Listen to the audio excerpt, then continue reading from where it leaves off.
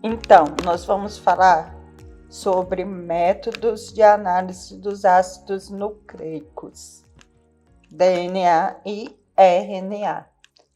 A biotecnologia apresenta vários métodos de manipulação e análise do DNA e do RNA, nossos ácidos nucleicos. Essas técnicas contribuem para muitos avanços nas pesquisas com produção de biofármacos, medicamentos, terapias gênicas e a engenharia genética. Também podemos citar a reprodução humana. Nós temos a inseminação artificial, reprodução in vitro. Então, todas essas usam tecnologias, biotecnologias. A engenharia genética é a parte da biotecnologia associada às modificações do genoma de um organismo para expressar novos fenótipos. Então, hoje, por exemplo, uma doença que está atacando a soja e outra planta tem um gene resistente a essa tal doença. Então, com a engenharia genética é possível isolar o gene dessa planta resistente e introduzir na planta que não tem esse gene resistente. E ela sim pode ser mais assim, ela ganha esse fenótipo de resistência. Então, hoje, grande parte da nossa agricultura é o que chamamos de transgênicas, organismos geneticamente modificados. Então, são introduzidos nessas plantas genes de resistência a doenças, de resistências a pragas, mais nutritivas, e assim a gente consegue plantações mais certeiras. A gente tem que aquela doença não vai atingir toda a sua plantação, ou se não, em regiões com estiagem. Você vai poder plantar porque aquelas plantas são mais resistentes à estiagem, por exemplo. A engenharia genética, ela usa enzimas de restrição. São enzimas que reconhecem regiões específicas ao longo da sequência de DNA. Nosso genoma tem 3,2 bilhões de pares de base. Essas enzimas, elas participam do sistema de defesa das bactérias.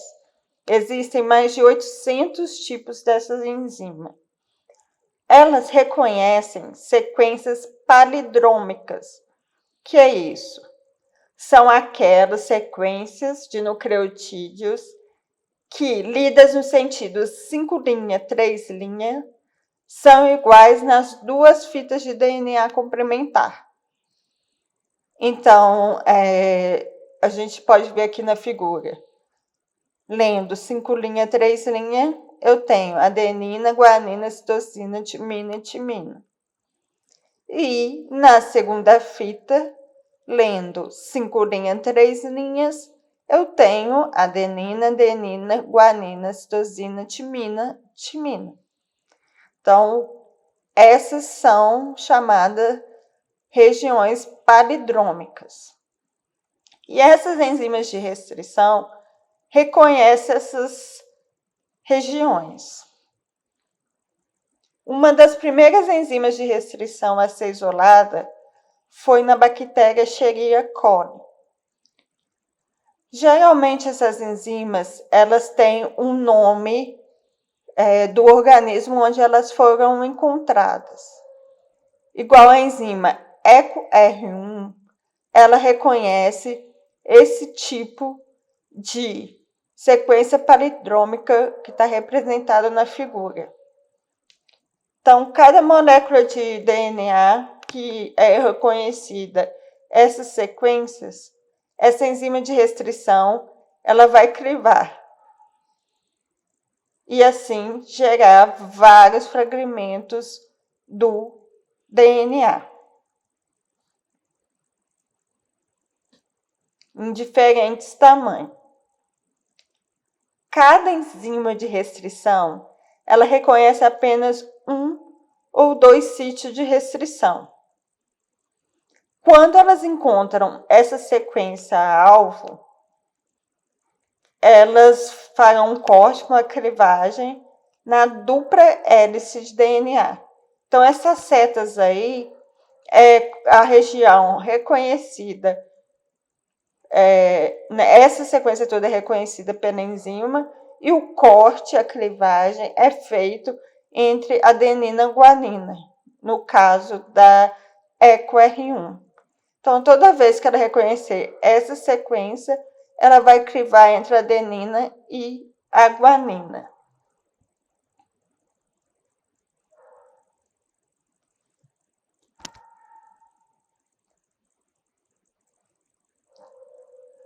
Então, as enzimas de restrição, elas vão fragmentar o DNA.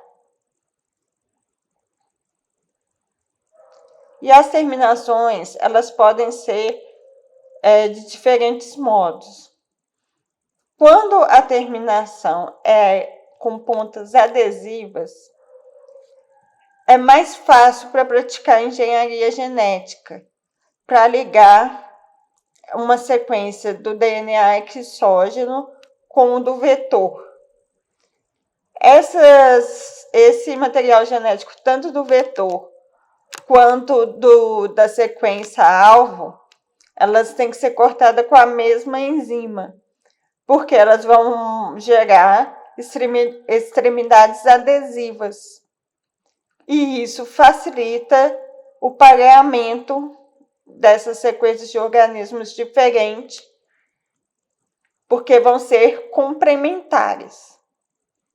Então, a EcoR1, ela gera essas extremidades adesivas, facilmente elas interagem porque se complementam entre o DNA do vetor e o DNA alvo. Então, na engenharia genética, nós usamos enzima de restrição. Os fragmentos cortados, eles podem ser individualizados, por exemplo, com a técnica de eletroforese. Então, a gente consegue separar os fragmentos que foram cortados pelas enzimas. A relação entre o fragmento da sequência de reconhecimento e o número de vezes no genoma reflete no número de bandas. A gente vê aí no gel, nas diferentes canaletas, padrões de corte diferente. Alguns têm menos bandas que os outros. A sequência de nucleotídeo de reconhecimento, ela, quando é mais longa, as enzimas vão produzir fragmentos específicos de DNA mais longos, fragmentos mais longos. A maioria das sequências de reconhecimento no genoma, elas são de poucos nucleotídeos, gerando fragmentos curtos. Então, a gente vai ter, com essa sequência que reconhece sequências mais curtas, muitos fragmentos depois da crivagem. A reação de restrição é simples. Hoje em dia, você usa um DNA extraído de maneira correta, purificado, uma solução tampão e a enzima de restrição, conforme o fragmento que você quer crivar, que vai se ligar nas sequências específicas do DNA e fazer a crivagem. A clonagem de sequências de ácidos nucleicos, elas produzem cópias idênticas daquela região do genoma que eu introduzi. É preciso multiplicar esse DNA para fazer as diferentes análises biológicas. Então, o material alvo, a gente está vendo aí na figura em vermelho, ele é crivado com a enzima de restrição, que também é a mesma enzima que criva o DNA do vetor. Assim, essas regiões adesivas, elas vão se unir, vão se ligar, a DNA ligase faz essa ligação e a gente vai ter o DNA recombinante.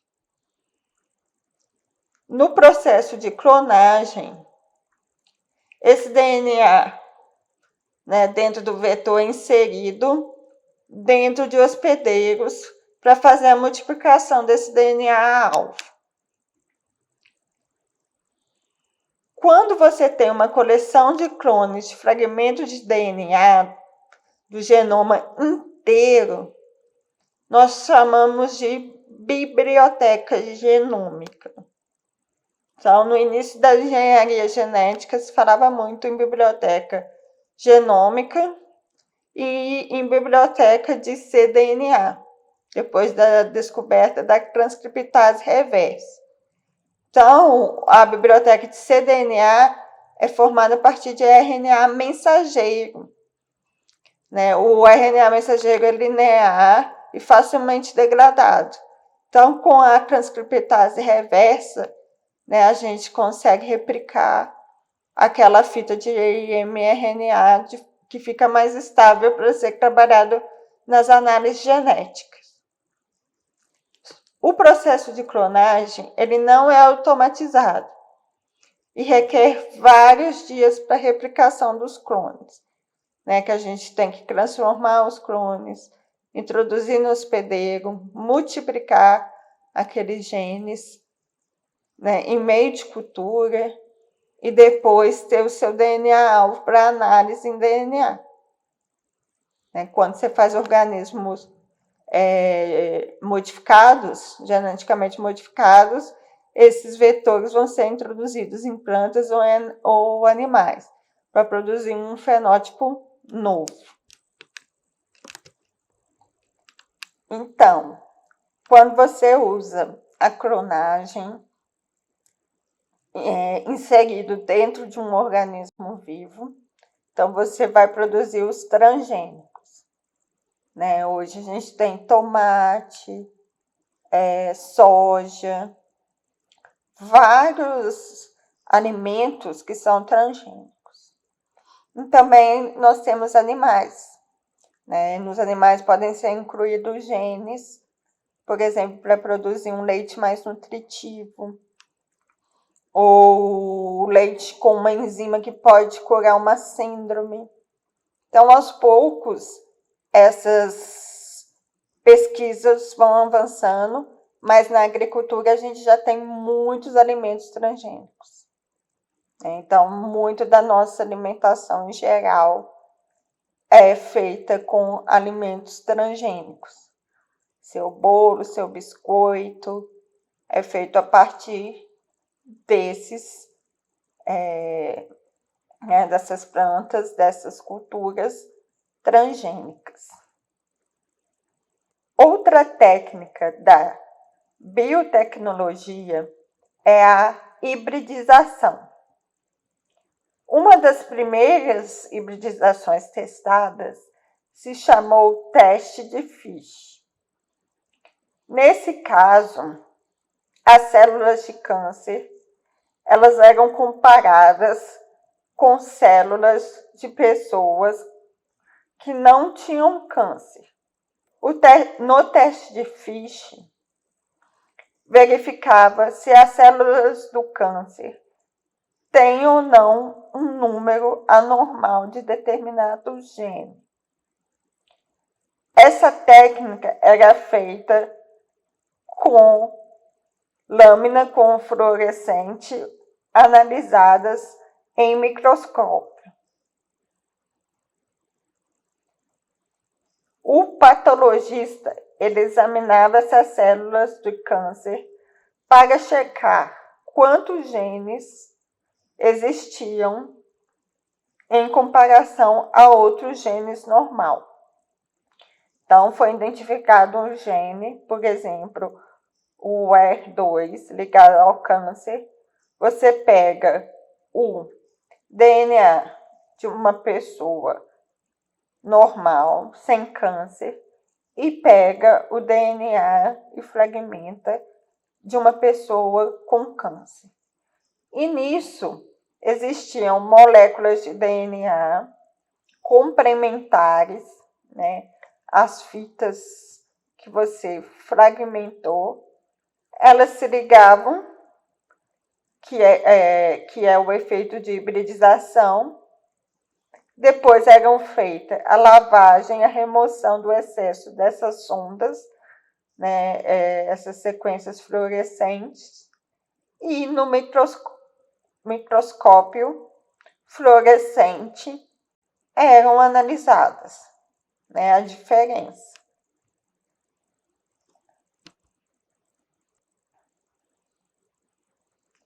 Na hibridização, existem outros tipos para você ligar, né, aquele DNA genômico fragmentado a DNA específicos, que você separou por eletroforese, você marcou com radioisóptos e você aderiu esses fragmentos de interesse após desnaturação em meio sólido de membrana de nitrocelulose ou membrana ginálio.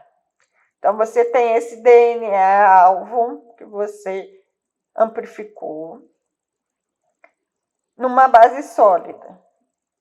Esse conjunto de DNA é chamado sort-blot, esse tipo de hibridização. Nesse caso, você tem lá o seu fragmento de interesse e você vai fragmentar o DNA do genoma inteiro. E ao se ligar esses DNAs, que serão complementares, você vai saber o nível de expressão daquele gene de interesse. No caso do RNA, o procedimento é semelhante. A transferência do RNA para a membrana e depois o DNA genômico marcado vai se ligar essa sequência do meio fixo. Nesse caso, nós chamamos Northern blot. A hibridização de uma sonda também pode ser associada ao tamanho da molécula de RNA, além da abundância relativa e os tecidos onde é transcrito. No caso do Northern blot, você vai ter um meio sólido com um RNA, só com os exons. Então, você vai poder quantificar, e analisar quantas cópias daquele gene tem no seu genoma inteiro, após a expressão gênica. E outro tipo de hibridização é a transferência de proteína para um gel. Então, nesse caso, quem está na base sólida são proteínas de interesse. A sonda é um anticorpo e o procedimento verifica o tamanho de uma proteína específica e o padrão de expressão da proteína. Então, o seu conjunto de anticorpos vai ligar as proteínas que você colocou lá no meio sólido, fixado. Então, assim, você vai ter um padrão de expressão de proteína. Então, a gente sabe que nem todo gene é transcrito em proteína. Então, você vai ter diferença da quantidade de proteína de um indivíduo para o outro, né? E, no caso, se você analisar uma pessoa normal e outra com câncer, você vai ver com Esther Blotting a diferença do material que foi transcrito em proteína. Então, você vai ver se os indivíduos apresentam quais os tipos de proteína e a quantidade. As sondas são marcadas. Você consegue ver, né, essa marcação. Então, antes, essa amplificação do DNA era mais trabalhosa com a clonagem, né? Porque você tinha que fragmentar, inserir nos vetores, depois no hospedeiro, e assim multiplicar aquele material, né? Bem no começo da engenharia genética, a insulina foi um dos primeiros medicamentos a ser feito assim. O gene humano era introduzido num vetor, esse vetor em receptores, como bactérias, que era amplificado, replicado, e depois era purificado e usado como medicamento. Hoje, nós temos a PCR, a reação em cadeia de polimerase. Hoje, com a Covid, né, todo mundo sabe que existe a PCR, né, por causa que fala teste PCR para Covid. Então, o que seria esse teste de PCR? Vai amplificar a sequência do vírus de forma automatizada e em poucas horas. Então, você vai ter uma molécula de DNA amplificado milhões de vezes. Para você vai fazer a análise de teste diagnóstico da infecção por vírus da Covid-19. A mesma coisa é feita para outros vírus, né, como o HIV. Então, a gente tem os primes, que vão amplificar a região específica desses vírus em milhões de cópias para a gente poder fazer tomar a conclusão se eles estão no nosso organismo ou não. A PCR trouxe grandes avanços. Hoje permitiu genotipar a variabilidade genética dentro de populações. Então, aquelas populações que sofreram mutação de um gene. Então, não é, por exemplo, uma pessoa com alguma doença, não é expresso aquele gene. Então, no seu PCR, você não vai amplificar com os primes para aqueles genes. Você pode amplificar pequenas quantidades de DNA, por exemplo, em cenas de crime, né? Fósseis, né? Então, os fósseis que possuem mínima ali de DNA na medula, for recuperado, ou em outra região orgânica, onde tenham células de DNA, em pouca quantidade você vai multiplicar em milhões de vezes aquele DNA para você poder fazer várias análises. A solução de PCR é formada pelo DNA-alvo, que nesse caso você vai extrair o RNA genômico. e vai ter aí na solução primes que delimitam a região que você quer amplificar. Você vai ter as bases nitrogenadas sintéticas, né? Esses primes que vão delimitar aquele gene que você deseja, e os de magnésio, entre outros reagentes para dar estabilidade, né, essa reação que é feita pela DNase polimerase sintética, que é chamada TAC, né, polimerase. A reação, ela inclui 3 etapas principais. A solução é aquecida entre 90 e 100 graus. Para quê? Para separar as fitas em dupla hélice.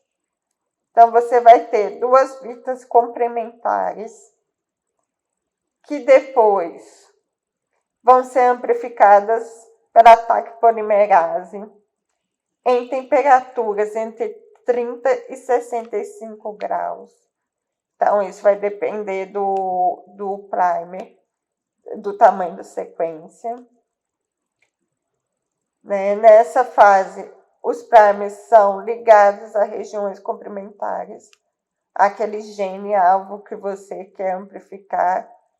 Por exemplo, né, aquela sequência da COVID, se ela está no seu organismo, ela vai amplificar.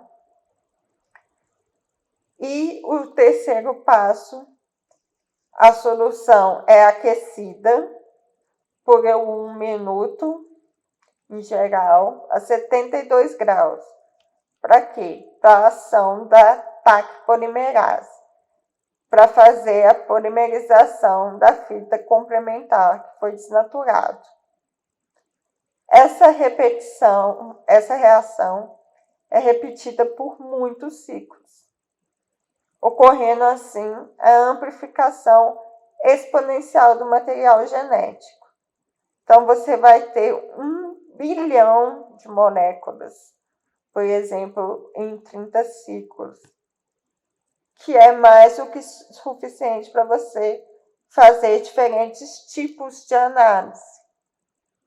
A PCR trouxe muitos avanços para a análise dos ácidos nucleicos, porque ela consegue amplificar de forma automatizada, rápida, em algumas horas, bilhões de moléculas daquele ácido nucleico. Avanços da PCR, um avanço, né, uma técnica é denominada PCR em tempo real. Essa aqui que é feita no caso da COVID. Nesse caso, se tiver muitos genes desse vírus, a curva de amplificação vai subir mais rapidamente do que os outros genes que você colocou para amplificar. Então, aí na figura a gente tem um limiar e temos as curvas de PCR, ou seja, a multiplicação do número de cópias. Se você tem um número de cópias, se você tem muito DNA desnaturado de um certo gene, por exemplo, no seu organismo do vírus da COVID, você vai amplificar uma grande quantidade mais rapidamente. Então, você vai ter aí a primeira linha, por exemplo. E as outras linhas coloridas são de outros genes, que você pode comparar, né? No caso de pesquisa, você vê a quantidade que é transcrito de quais genes, né? Você pode fazer o primer e delimitar aquela sequência ligado a pessoas com câncer, sem câncer, né? Então, você vai ver vários genes na quantidade que eles estão sendo expressos. Se tem muita cópia da expressão daquele gene, né, em relação a uma pessoa normal, pode ser que aquele gene esteja ligado àquela doença que você está analisando. Então, ela vai ter o pico primeiro, mais rápido, porque ela tem a maior quantidade daquele transcrito do que outros genes. Então, assim você vê a técnica de PCR em tempo real, através dessas curvas.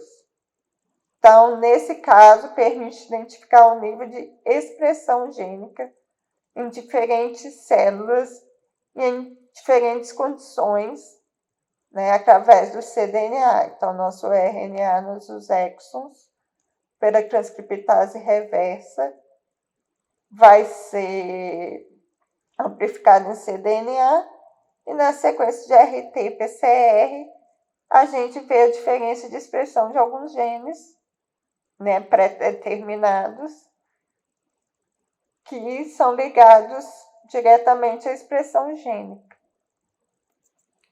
O sequenciamento do genômica trouxe grandes impactos para a biologia molecular. Genomas inteiros puderam ser sequenciados. No caso do projeto do genoma humano, ele durou 10 anos e foi feito em consórcio com várias empresas. Teve muitas vantagens e especificidades. O genoma humano usou o método de Sanger ou de desoxi das bases nitrogenadas. Ou seja, esse açúcar com essas bases, elas possuíam corantes fluorescentes. Então, sondas fluorescentes. E, à medida que elas eram, as sequências complementares, era sequenciada, quando entrava o nucleotídeo marcado, a reação paralisava. Porque o nucleotídeo, além de marcado, ele não tinha um grupamento para continuar a polimerização, encerrando assim a síntese de DNA e emitindo a fluorescência do nucleotídeo correspondente, que eram capturadas por scanner a laser. Então, como a gente está vendo aí na figura, né? Então, começou a polimerização, o DNA sem sonda, o G, né, foi sintetizado na fita complementar. E entrou depois a timina marcada. Então, naquela canaleta, terminou a polimerização. Depois de muitos ciclos, você vai vendo as sequências onde foi paralisada, juntando e assim sequenciando o genoma inteiro. Essa informação de fluorescência, ela é interpretada por softwares específicos, né? E o conjunto dos resultados é na forma de picos, como a gente está vendo. E a bioinformática traduz para a gente nas sequências do nucleotídeo, das nossas bilhões de bases nitrogenadas. Então, esse sequenciador de deóxido por eletroforese, ele demorou 10 anos para sequenciar o nosso genoma, num consórcio mundial, liderado pelos Estados Unidos. A partir de 2005, outras metodologias surgiram e foram avançando. Por exemplo, o sequenciamento por síntese, ele é feito em paralelo para um grande número de amostras de DNA imobilizada em uma superfície, onde cada fluorescência do nucleotídeo é detectada por uma câmera. Nessa abordagem, você vai ter no fragmento sólido, em paralelo, várias sequências iguais sendo amplificada com a base nitrogenada marcada e a não marcada. Só que você tem maior acurácia, que você vai ter milhões daquela sequência naquela parte, né, da placa do chip que está sendo sequenciado. Os sequenciadores de segunda geração, eles são representados pelos sequenciadores 454 da Roche, na época. A gente falava muito sobre esse sequenciador, né? Ele sintetiza aquele grupo de fragmentos por pirossequenciamento. Outro sequenciador muito famoso é da empresa Illumina, né? No caso o HiSeq, o MISeq hoje. E na parte da Applied, o Solid, que faz o sequenciamento por ligação. Na época que eu fiz meu experimento de pós-doutorado, eu usei o Solid. Então, em poucas semanas, eu tinha as sequências da raça que eu trabalhava. E depois foi o trabalho de bioinformática, que na época ainda não estava tão avançado quanto hoje. Então, depois eu tive que juntar as letrinhas e formar a sequência daqueles genes que eu estava usando para replicação. O pirossequenciamento da Roche foi a primeira plataforma de sequenciamento de segunda geração no mercado.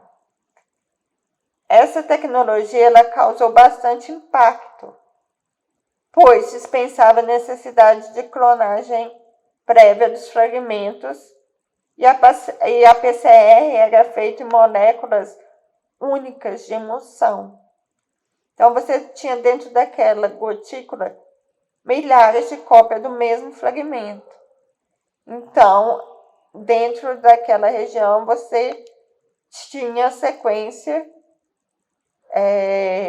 que estava naquele meio sólido. Essa metodologia baseia-se no princípio de detecção de luz a partir do pirofosfato liberado na reação, quando faz a reação de PCR, no momento em que cada nucleotídeo específico era incorporado na molécula de DNA. Nesse caso, em vez de paralisar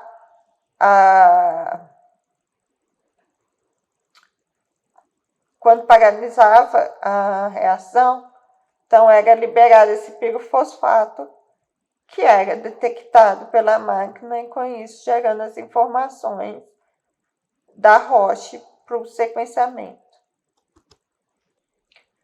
O sequenciamento da empresa Illumina, da sua plataforma, usava também o método de Deox, mas em vez de nucleotídeos somente marcados paralisando a reação, os nucleotídeos carregavam um grupamento químico que encerrava essa polimerização, mas que podia ser removido quimicamente.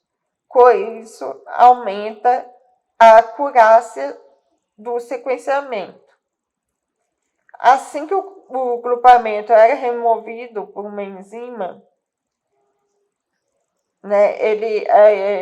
esse grupamento era identificado e o processo repetia muitas vezes. Então, uma câmera digital de alta resolução captava a imagem referente ao grupamento químico de cada nucleotídeo adicionado à cadeia complementar, determinando assim a sequência do DNA. Os sequenciadores Illumina, eles são de alta capacidade e capazes de processar paralelamente e de forma maciça milhões de fragmentos. Por isso que a gente tem um sequenciamento mais rápido e mais acurado. Então, em cada região da lâmina, nós temos ali milhões daqueles fragmentos sendo replicado ao mesmo tempo. E o tamanho da sequência de cada sequenciador também, ele varia. No caso da Illumina, ele gerava sequências com até 600 pares de base.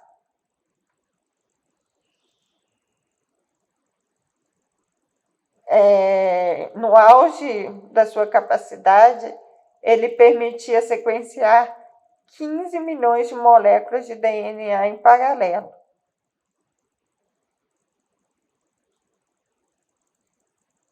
E nisso você vai ter um sequenciamento mais rápido e com menor custo. A terceira geração de sequenciadores é composta pelos sequenciadores Ion Torrent, que usa a metodologia de semicondutores, e os sequenciadores da Bioscience. Já os geradores da quarta geração, eles fazem o sequenciamento por molécula única e nanopore. Então, na terceira geração, ainda usa a replicação, mas a partir da quarta geração você consegue sequenciar não somente vários fragmentos, mas uma molécula de DNA você já consegue sequenciar. Num método de Ion Torrent, o genoma é fragmentado e os fragmentos são ligados a esferas microscópicas individualmente, onde ocorre a amplificação. Nesse caso, durante a amplificação, um íon de hidrogênio é liberado cada vez que o nucleotídeo é incorporado na fita complementar. Nesse caso, ele vai ser detectado num chip semicondutor, que registra a mudança de pH. Então, é uma metodologia muito diferente da metodologia dos sequenciadores da segunda geração. Os sequenciadores igual o Ion Torrent, ele é um método de sequenciamento de DNA baseado na detecção dos íons de hidrogênio, que são liberados durante a polimerização do DNA. É um método de sequenciamento por síntese, assim como os da segunda geração, só que nesse caso a detecção vai ser por diferença de pH. Os sequenciadores de quarta geração são muito avançados. Eles são baseados na ausência de amplificação prévia da amostra e detecção de uma única molécula. Então, eu não preciso ter o PCR antes. Eu não preciso amplificar em meio sólido milhões de sequências que vão sendo polimerizadas e lidas, né, paradas por tecnologias para serem lidas. Por exemplo, esse sequenciador que vocês estão vendo na figura é da Universidade de Oxford, o Nanopore, que utiliza polimerases modificadas, imobilizadas em uma superfície ou em nanoporos que detectam variações de corrente elétrica. Então, nesse caso, a variação elétrica que vai indicar qual é o nucleotídeo.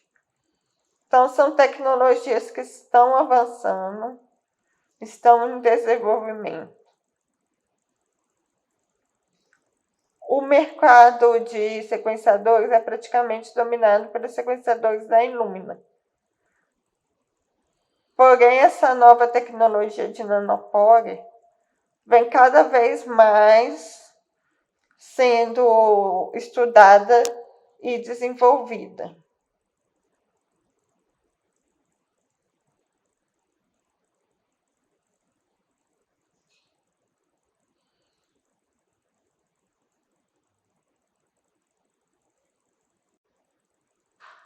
Então, esses são os sequenciadores mais recentes que a gente possui.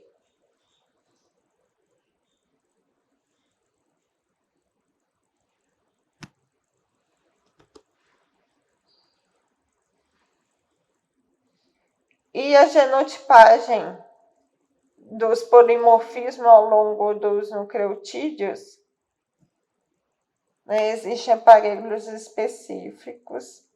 Quando eu trabalhei com microsatélite, eu usava da Applied. E nesse caso, são genotipados os polimorfismos através da amplificação dos genes